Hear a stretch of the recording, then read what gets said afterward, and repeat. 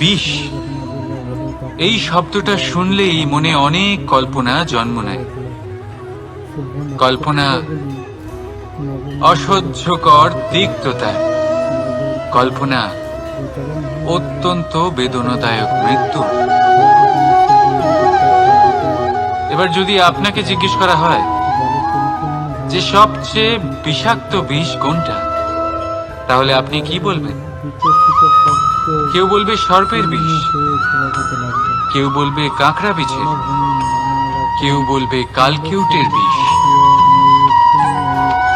কিন্তু না, এই সমস্ত রকম বিষ সেই বিষের সামনে টিকতে পারবে না যাকে আমরা বলে থাকি কানের মধ্যে ঢালা বিষ। শুনতে অত্যন্ত মিষ্টি, কিন্তু তিক্ততায় অত্যন্ত বিষাক্ত। পেটের মধ্যে যাওয়া এই বিষ শুধুমাত্র একটি মানুষের মৃত্যুর কারণ হয়, কেবল একটি। কিন্তু কানের মধ্যে ঢালা এই বিষ একাধিক সম্পর্কের নাশ করতে পারে। আর এটাতে সেই ব্যক্তির ভুল নেই যে আপনার কানে বিষ ভরেছে, আপনি তাকে দোষ দিতে পারেন না। এখানে দোষ আপনার নিজের, যে এই বিষকে আপনি নিজের উপরে প্রভাব ফেলতে দিয়েছেন, এই বিষকে সুযোগ দিয়েছেন আপনার ক্ষতি করতে। এটা আপনার ভুল। সেই জন্য কুমন্ত্রণায় কখনো কান দেবেন না। আপনার মনে ভালোবাসার দৃঢ়তা জাগিয়ে তুলুন আর নষ্ট করে দিন এই সংসারের সমস্ত বিষের প্রভাব। রাধা রাধা। মনুষ্য জীবনের সবথেকে বেশি গুরুত্বপূর্ণ বিষয় হল মনের একাগ্রতা। এই সংসারের যে কটি মহান কার্য সম্পাদন হয়েছে তা হল মনের এই একাগ্রতার একমাত্র ফল।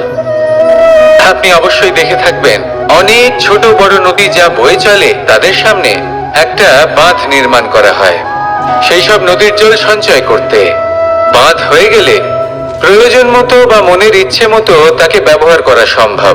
এবার এটাই আমাদের মনের সাথেও সম্ভব। আমাদের মনের একাগ্রতা আজকের দিনে দাঁড়িয়ে বিভিন্ন ধরনের বিকার, ক্রীড়া এবং ভোগের মধ্যে ভাগ হয়ে গেছে। একে একত্রিত করতে হবে, একটা বাঁধ নির্মাণ করতে হবে, কর্মের বাঁধ। আপনাকে শুধু এটাই করতে হবে, যেটা উচিত কর্ম সেটাই করুন, যেটা অনুচিত কর্ম সেটা করা থেকে নিজেকে বিরত রাখুন। ব্যাস, এই কাজটাই আপনি করতে থাকুন, করতে থাকুন। মনের মধ্যে একাগ্রতার বাঁধ নির্মাণ করুন। আর একবার যদি তা নির্মাণ হয়ে যায়, তাহলে যখন চাইবেন, যেখানে চাইবেন, যতটা চাইবেন একাগ্রতা প্রয়োগ করতে পারবেন। আর একবার যদি আপনি এটা শিখে যান, তাহলে এই সংসারকে বদলে ফেলার মতো কাজ আপনি করতে পারবেন, সমাজকে শুধরাবার মতো কাজ করতে পারবেন। তাহলে এই মনকে একাগ্র করুন আর আমার সাথে ভালোবেসে বলুন, রাধা রাধা। এই পুকুর দেখছেন আপনি? পুকুরের জল কখনো প্রবাহিত হয় না, একই স্থানে জমে থাকে। আর সেই কারণে কিছুদিন পর ময়লা হতে শুরু করে। কিন্তু তাও আমরা একে ত্যাগ করি না, আমরা তবুও একে পুজো করি। শুধুমাত্র এই কারণে নয় যে অতীতে সে আমাদের তৃষ্ণা মিটিয়েছে, কিন্তু এই কারণেও যে যদিও বা সে ভবিষ্যতে আমাদের তৃষ্ণা না মেটায়, কিন্তু প্রয়োজন হলে আগুন অবশ্যই নেভাতে পারে।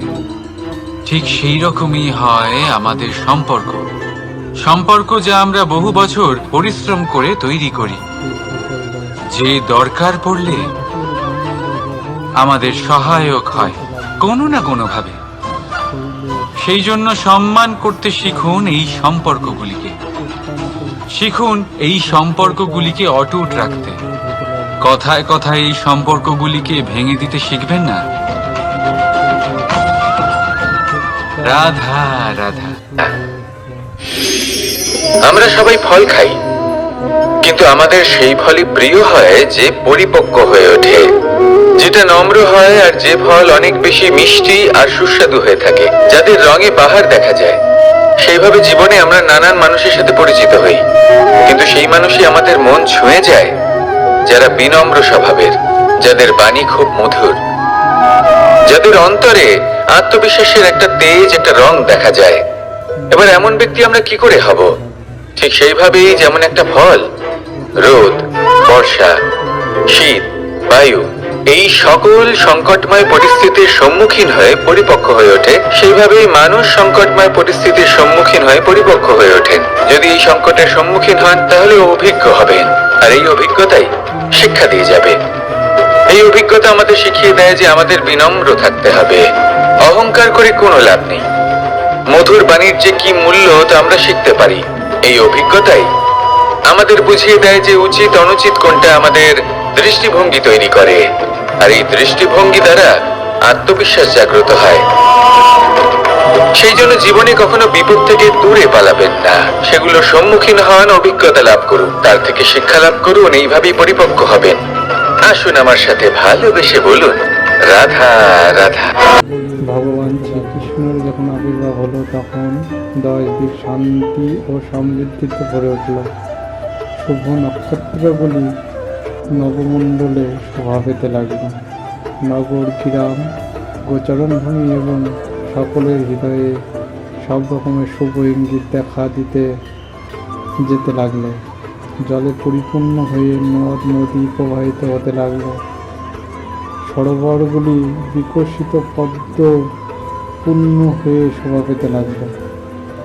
বনভূমি নানা রকম সুন্দর সুন্দর পাখি ও ময়ূর পূর্ণ হয়ে উঠল। পাখির সুমধুর সুরে গানে গাইতে লাগলো এবং সেই গানের ছন্দে ময়ূরেরা ময়ূরদের সঙ্গে নাচতে শুরু করল। সুমধুর গন্ধ বহন করে বায়ু বইতে লাগলো এবং শরীরের স্পর্ধাগুলি অত্যন্ত সুখকর বলে বোধ হতে লাগলো। ব্রাহ্মণেরা অনুভব করলেন যে তাদের গৃহের পরিবেশ যজ্ঞা অনুষ্ঠানের অনুকূল হয়ে উঠল।